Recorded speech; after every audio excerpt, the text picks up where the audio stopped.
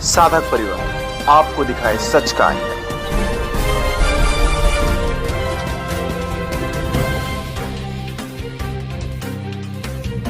एक लड़की के कहने से उनको प्रारूप लगा दिया और इतनी माताएं बहनें और इतने भाई कहते हैं पूरा हिंदू समाज और पूरा राष्ट्र कहता है, विदेशी लोग भी कहते हैं, उनकी बात का कोई वैल्यू नहीं है। और जो हिंदू धर्म की शिक्षा देते हैं सनातन धर्म की, उनको षड्यंत्र करके, विशेष षड्यंत्र करके जेलों में डाला जाता है। अपराधी छूट जाते हैं, कितने कितने बड़े अपराध करने वाले छूट जाते हैं और बापूजी जो निर्दोष हैं, राईमान जिसको कहते हैं ना, राईमान बालमान भी इस आरोप में सच्चाई नहीं है।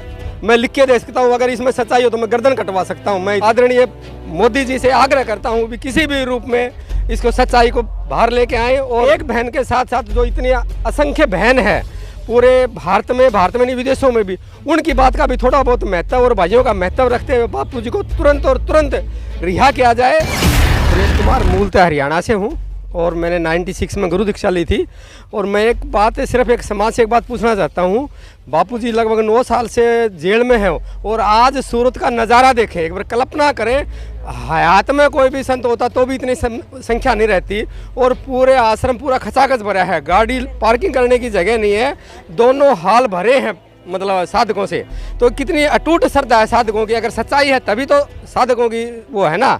और एक विशाल एक लड़की के कहने से उनको प्रारूप लगा दिया और इतनी माताएं बहनें और इतने भाई कहते हैं पूरा हिंदू समाज और पूरा राष्ट्र कहता है, विदेशी लोग भी कहते हैं, उनकी बात का कोई वैल्यू नहीं है। और एक लड़की की बात के वैल्यू के मतलब उसके आधार पर मतलब उनको जेल दी गई है। एक विचार करने का विषय है। अब हरियाणा से हम इधर आए हैं तो श्रद्धा के कारण आए हुए ना। लोगों का तो ऐसा कहना है तो एक अंधभक्ति है, अंधश्रद्धा है, क्या कहोगे उन लोगों को? उनके बारे में कहूँ, उनको खुद को जानकारी नहीं है कि भक्ति और श्रद्धा क्या होती है। श्रद्धा एक हम ड्राइवर पर करते हैं कि नहीं, ड्राइवर बचते हैं, वो गाड़ी खाई में गिरेगा अपने को मंजिल पर पहुंचाएगा तो उस पर श्रद्धा करनी पड़ती है। हम कहीं भी माँ के होटल में नाश्ता करते हैं तो उस पर श्रद्धा करके चाहे नाश्ता करना पड़ता है, मान लो वो जहर भी मिला सकता है। ये तो एक भौतिक श्रद्धा होगी, लेकिन आध्यात्मिक जो अपने को संसार की यात्रा से परम वैभव पर, परम भगवान के रास्ते पर ले जाने का है। मनुष्य आता है, जन्म लेता है और मरता है, कुछ नहीं इस जीवन में। और एक जो रास्ता गुरु देता है वो आध्यात्मिक रास्ता देता है, जो इस जीवन से पार, जो इस मनुष्य जन्म का मुख्य उद्देश्य क्या है, इस जन्म से मुख्य उद्देश्य है कि परमपिता परमात्मा को प्राप्त करना। और वो एक केवल गुरु और गुरु ही मतलब रास्ता दिखा सकता है। आपके जीवन में क्या परिवर्तन है? मेरे जीवन में इतना परिवर्तन मैं बता नहीं सकता। मेरे जीवन में कितना परिवर्तन, मेरे अंदर ऐब थे, मैं बीड़ी पीता था, सिगरेट पीता था, लुक के पीता था, लेकिन बापू जी के संपर्क में आने के बाद 100% कोई दूसरा पास में पीता है तो भी मेरे को घृणा होती है। और मेरा जीवन आध्यात्मिक दृष्टि से इतना उच्च जीवन हुआ है मैं आपको बता नहीं सकता। और भौतिक दृष्टि से भी खूब उन्नति हुई है। मेरे परिवार में पूरे मानते हैं, मैं रोज 1 घंटा से 1.5 घंटा पूजा करता हूँ बापू जी की। लोग कहते हैं तो अभी मेरी सोसाइटी में मातृ पितृ पूजा उन दिवस का इतना बड़ा कार्यक्रम किया गया था, लेकिन सब पहले तो विरोध करते थे, लेकिन सब आए तो इतना अच्छा लगा। मैं ठोक के कहता हूँ, मैं बापू जी के साथ आज भी पूछ रहे थे, मैं घर से आया तो बोले आश्रम जरा मैं जाऊँगा और आज मैं जाके देखेगा तब पता लगता है ना। आँख मीच के तो कबूतर वाली बात है, वो कोई आता है तो आँख मीच लेती, बिल्ली पकड़ लेती है। तो ये संसार का जो मोह माया है ना, वो कलयुग ने पकड़ रखा है लोगों को, वो समझते नहीं।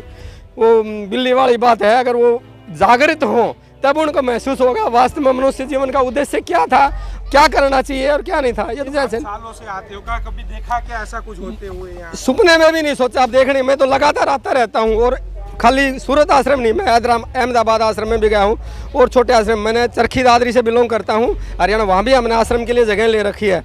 जितने साधक जुड़े हुए हैं इतनी अटूट श्रद्धा के साथ जुड़े हुए हैं, कभी कल्पना भी नहीं उनके परिवार में भी कोई इस प्रकार का कोई दोष भावना या इस प्रकार का मतलब विकार की कल्पना भी नहीं कर सकते। मतलब इतना % राईमान जिसको कहते हैं ना, राईमान बालमान भी इस आरोप में सच्चाई नहीं है।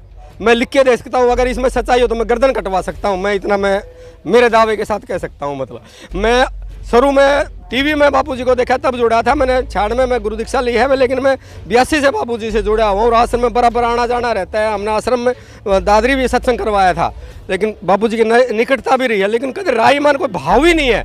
आज तक इतने संत खड़े हैं साधु ने, कभी किसी से बापूजी ने डिमांड की हो, एक पैसे की मांग की हो, गुरु पूर्णिमा पर अपनी श्रद्धा से कुछ समर्पित करें सेवा भाव के लिए, वो अलग है। लेकिन कभी भी बापूजी ने किसी प्रकार की कोई मतलब अपेक्षा जाहिर नहीं की। एक ही अपेक्षा है, बापूजी झोली करके मांगते हैं भी तुम अपनी बुराई दूर करो, अपने जो मनुष्य जन्म मिला है उसकी सार्थकता करो। आपने इतनी सेवा भाव जागृत होता है यहाँ, भगवान की भक्ति होती है और एक त्याग भावना जागृत होती है केवल और केवल भगवान का। और अपने इस जो नश्वर शरीर है इसमें हम जितना सेवा कर सकते हैं, किसी की सहायता कर सकते हैं और प्रभु का धन्यवाद कर सकते हैं, प्रभु की स्मरण कर सकते हैं। उसमें बच्चों की लाइन में बाल संस्कार केंद्र चलते हैं। बापू आज जेल में तो भी कितने संस्कार केंद्र कर सकते हैं। बापू के मन में ठीक है कि आने वाला भारत जो है ना विश्व गुरु बने। विश्व गुरु कब बनेगा? जब बच्चों में संस्कार आएंगे। तो आज भी बापू के मन में वैलेंटाइन डे को हटाकर मातृ पितृ दिवस, कितनी बड़ी सोच है बापू जी की। एक विचार करने की बात है, गुरु जी या संत महात्मा कितने आगे की सोच लेते हैं कि अपने समाज को इन विकार कुरीतियों से बाहर निकाल कर सदमार्ग पर सदगुरु विश्व गुरु कैसे बनेगा भारत। ऐसे ऐसे मतलब योजनाएं चालू की हैं बापू जी ने। मैं पूरे समाज से साथ एक हो और सच्चाई को स्वीकार करे। और मैं सरकार से हाथ जोड़कर प्रार्थना करता हूं कि एक बहन के साथ साथ जो इतनी असंख्य बहन है पूरे भारत में नहीं विदेशों में भी, उनकी बात का भी थोड़ा बहुत महत्व और भाइयों का महत्व रखते हुए बापू जी को तुरंत रिहा किया जाए।